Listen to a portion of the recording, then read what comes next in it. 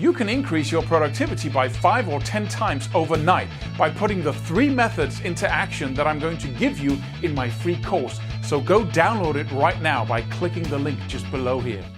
What do you do if your plans always crash? I got a really cool question from a guy who says, I've been planning a lot, but every time I then plan, then it takes me 5 minutes and then other people ruin my plan. Something comes up and I can't really control anything anyway, so my plan is worthless. First of all, planning is not about controlling reality. Planning is about getting the overview. So when you're in the situation, you can actually make some intelligent choices, not just on account of what is happening right now, but on the big picture. You know where you want to go. You have all these elements in place, all these things you need to do, need to happen.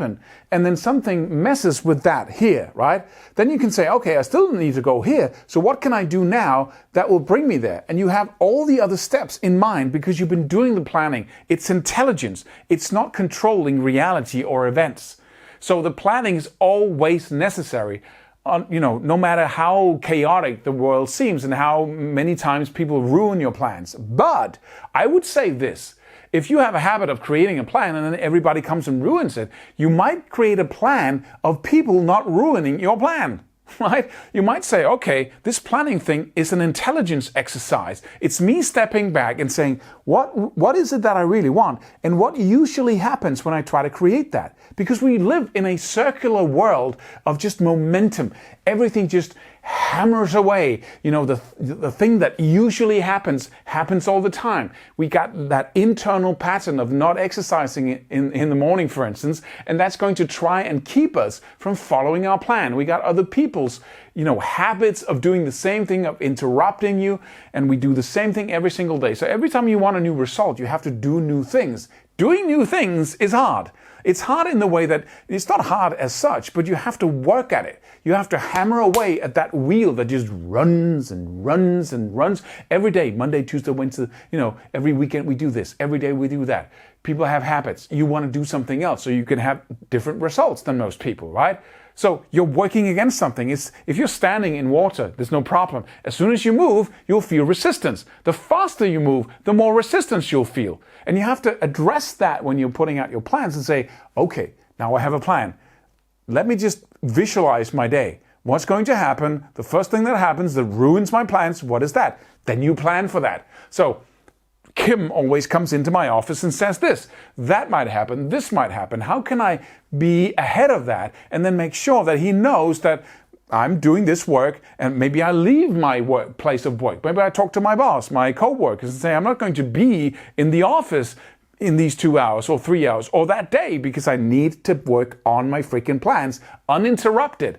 Or I'll do a ton of work, a ton of these things that I need to do for other people and satisfy all of that. And then I will step out of that reality and then I'll make sure that I can get all the things in my plan to work.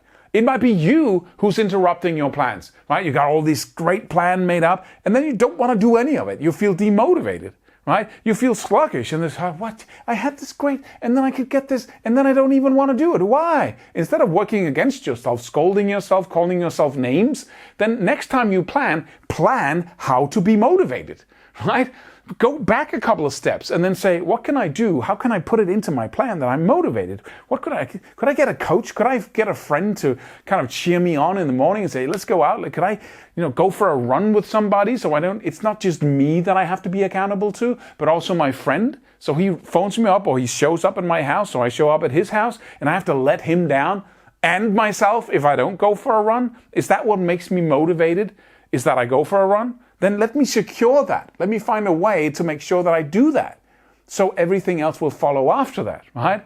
So it's just being intelligent. Think about planning as not creating a plan that must be in that way, but instead being intelligent about what is going to happen. And before you get into the wheel of doing what you always do and reacting to what other people tell you or demand of you, you make some decisions up front and saying, this is what I'm going to do. And this is what I'm going to do when I get interrupted, or this is how I'm going to prepare myself and protecting the new actions I want to take.